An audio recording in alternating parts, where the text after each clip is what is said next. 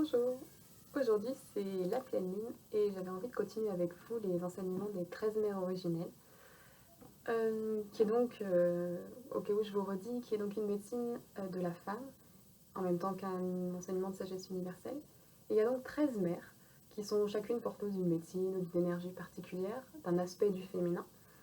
Et chacune de ces 13 mères nous accompagne tour à tour pendant un cycle lunaire. Et donc à chaque lune correspond une nouvelle énergie. Ce mois-ci, on est donc au mois du 9e cycle lunaire. C'est celui qui est présidé par la femme du soleil couchant. Du coup, pour rentrer en contact avec elle, je vous propose de lire le poème qui lui est associé. Donc toujours pareil dans les 13 mères originelles de Jamie Savis. La femme du soleil couchant. Toi qui protèges les rêves de demain, mère de la nuit remplie d'étoiles, montre-moi comment vivre ma vérité et porte mes rêves jusqu'à la lumière. Apprends-moi comment utiliser ma volonté pour réaliser la vérité qui m'est intime, en découvrant toutes les parties de moi mêlées d'ombre et de lumière.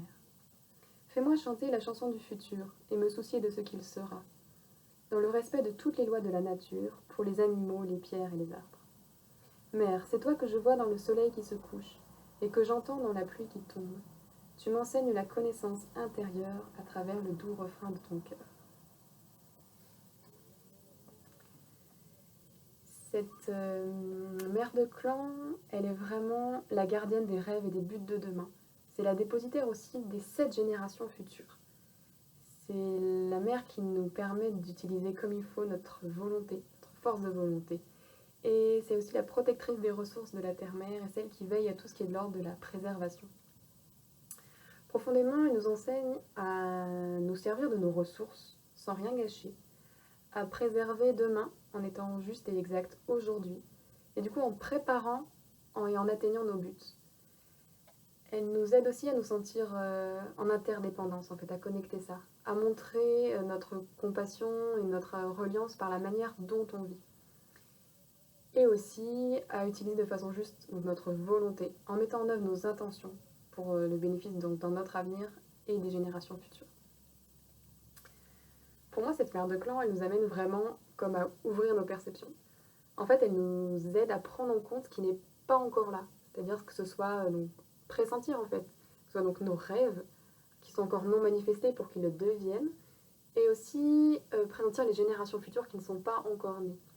C'est comme si, pour moi, elle nous projetait dans l'avenir, comme s'il était déjà là, mais en sentant vraiment que c'est une profonde continuité.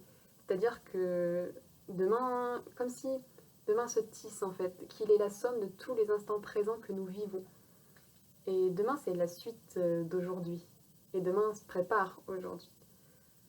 Du coup, pour moi, ça indique qu'on peut être serein, en fait, que l'avenir sera abondant. Parce qu'on a pressenti ce à quoi on aspirait, ce dont on allait avoir besoin. Et du coup, tout est là au moment voulu. Pour moi, là est la place de la volonté. C'est-à-dire pour incarner aujourd'hui ce que je veux voir demain. Cette mère de clan, sur la roue de médecine, elle réside à l'ouest. Et l'ouest, c'est la direction qui est gardienne des buts. C'est donc le moment de poser en fait des intentions qui sont au service d'un changement, de l'avenir qu'on veut voir arriver. Et profondément d'y mettre toute notre volonté pour le préparer sereinement, pour prendre l'engagement de faire un pas chaque jour dans cette direction. C'est-à-dire que forcément, on va développer la confiance que notre engagement porte naturellement ses fruits. C'est-à-dire que comme là où se pose notre attention va notre énergie, si chacun de nos pas va dans la direction où on veut aller, bah c'est tout naturellement que notre volonté va nous y amener et que nos buts seront atteints. Pour moi, cette mère de clan, elle nous enseigne évidemment l'interdépendance en fait, dans cette continuité de toute vie. C'est-à-dire, c'est de prendre en compte évidemment donc, notre propre avenir, mais aussi celui de toutes les générations qui ne sont pas encore nées. C'est vraiment comme si l'avenir des générations à venir se prépare aujourd'hui. C'est cette mère de clan qui nous rappelle de prendre soin des ressources dont on aura besoin nous dans notre avenir, dont auront besoin nos enfants, nos petits-enfants et leurs enfants après eux. C'est vraiment aussi de prendre soin de toute forme de vie, en fait, dans ce sentiment profond d'interdépendance que porte naturellement notre cœur. Voilà pour cette mère de clan du soleil couchant.